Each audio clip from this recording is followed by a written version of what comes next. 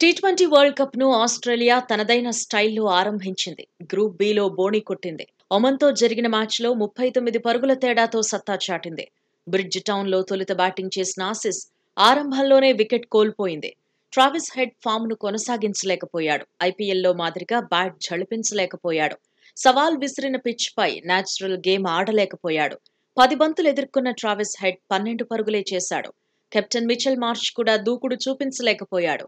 నిదానంగానే batting చేశాడు. అయితే 21 బంతుల్లో 14 పరుగులు చేశాక పెవిలియన్ చేరాడు. కీలక ఆటగాడు గ్లెన్ మాక్స్వెల్ నిరాశపరిచాడు. ఖాతా తెరవకుండానే అవుట్ అయ్యాడు. గోల్డెన్ డక్ గా పెవిలియన్ చేరాడు. వార్నర్ మాత్రం ఫామ్ అందుకున్నాడు. స్వేచ్ఛగా బ్యాటింగ్ చేశాడు. స్ట్రైక్ రేట్ మరీ గొప్పగా లేకపోయినా బెటర్ గానే ఆడాడు. అయితే స్టోయినిస్ మరో లెవెల్ చూపించాడు. ఐపీఎల్లో మాదిరిగానే రెచ్చిపోయాడు. ఒమన్ బౌలర్లపై విరుచుకుపడ్డాడు. ఛాన్స్ దొరికినప్పుడల్లా షాట్లు బాదేశాడు. జస్ట్ 27 బంతుల్లోనే హాఫ్ సెంచరీ సాధించాడు. వార్నర్ 46 బంతుల్లో 50 పరుగుల మార్కును టచ్ చేశాడు.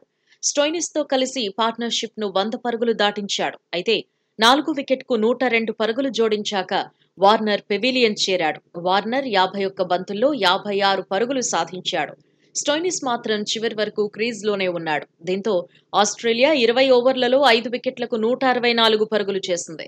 స్టోయినిస్ 36 బంతుల్లో 67 పరుగులతో నాటౌట్గా నిలిచాడు. స్టోయినిస్ ఇన్నింగ్స్లో 2 ఫోర్లు 6 సిక్సర్లున్నాయి. 4 బంతుల్లో 9 పరుగులతో టిమ్ డేవిడ్ కూడా నాటౌట్గా ఉన్నాడు. ఆ తర్వాత 165 పరుగుల టార్గెట్ చేజ్లో ఒమన్ పోటీ ఇవ్వలేకపోయింది. ఆరంభం నుంచి బ్యాట్లెత్తేసింది. ఆసీస్ బౌలింగ్ ధాటికి వెలవెల్లాడిపోయింది. వచ్చిన వాళ్లొచ్చినట్టుగా పెవిలియన్ చేరారు. బంతిని టచ్ చేసేందుకే భయపడిపోయారు. అయాన్ ఖాన్, మెహ్రన్ ఖాన్ మినహా అందరూ ఉసూరుమనిపించారు. దీంతో ఒమన్ 20 ఓవర్లలో 9 వికెట్లకు 125 పరుగులు చేసింది. బ్యాట్తో అద్దరగొట్టిన స్టోయినిస్ బౌలింగ్లోనూ తడాఖా చూపించాడు. డ్రీమ్ స్పెల్ ను వేశాడు. 3 ఓవర్లు వేసిన స్టోయినిస్ 19 పరుగులే ఇచ్చాడు. ఎకానమీ రేట్ 6.33 మాత్రమే.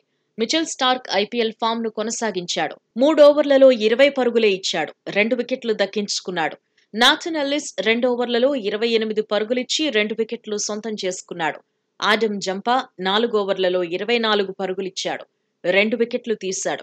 హ్యాజిల్వుడ్ 4 ఓవర్లలో 21 పరుగులిచ్చాడు. మాక్స్వెల్ 2 ఓవర్లలో 11 పరుగులిచ్చాడు. కానీ వికెట్ల ఖాతా తెరవలేకపోయాడు.